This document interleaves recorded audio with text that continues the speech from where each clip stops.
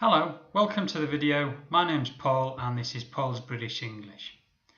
Today we're going to talk about some words which are used incorrectly by students due to them being a mistranslation into their native language, like Konglish words, and we're going to talk about a phrase which is overused, perhaps because it's taught at school, but it's not used by native English speakers as much as many students think it is. Okay, so the first word we're going to talk about today is cunning. Now, I've heard cunning used by students as a noun to mean cheating or to mean breaking the rules, almost in an admirable way, like a way that people think is actually quite intelligent to do that. In English, that's not what it means. In English, cunning can either be a noun or an adjective, and what it means is to use skill to achieve a negative aim. So imagine you're watching a movie and there's a bad guy in the movie.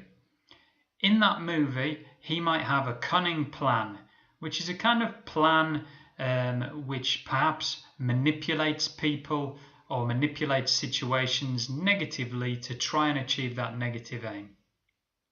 So good synonyms for cunning would be tricky, manipulative, words like that. So either an adjective or a noun using skill to achieve a negative aim. So a much broader meaning than just cheating. Okay. The second word we're going to talk about is the word service. Now, service is used as a noun by a lot of students, and many students think that it means just to get free stuff. Like if you go to a restaurant or you go to a bar or you go to a market and the person that's working there gives you some free things and they just say service. In English, that's not necessarily what it means. In English, again, it has a much broader meaning. So normally you would talk about good service or bad service.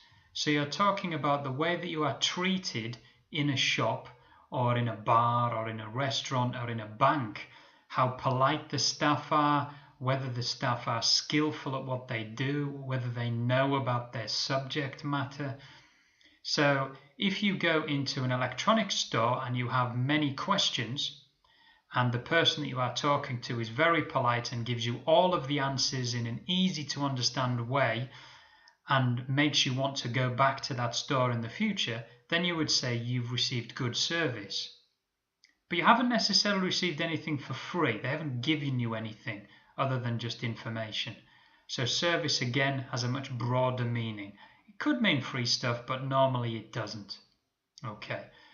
And the final sentence that we're going to talk about is a sentence which is not wrong, but it is used too much by students. So I will quite often say to students, what are your plans for the weekend? What will you do on the weekend? And they'll give me the answer, I am going to take a rest. Now, take a rest is not wrong, but if it's used all of the time, it sounds unnatural, overused, almost forced, and very foreign. Okay, so better English would be things like relax, chill out, have a rest. So if somebody says, what are you going to do on the weekend? You could say, I'm going to just relax with my family. I'm going to chill out with friends. I'm just going to have a rest at home. That would be better than take a rest. You can use take a rest as well, but vary it. Don't always use it. Otherwise, like I say, it sounds overused and it sounds foreign. Okay. If you like this video, please hit the like button. You can also subscribe to our channel here on YouTube. Find us on Facebook and Naver blogs. And you can look at us on our website, which is www.paulsbritishenglish.com. If you would like to get free English tips directly to your email, please go on there and register your details, and you'll get a free English tip or a free video before anybody else, straight to your email. Okay. Thank you for watching the video. Bye-bye.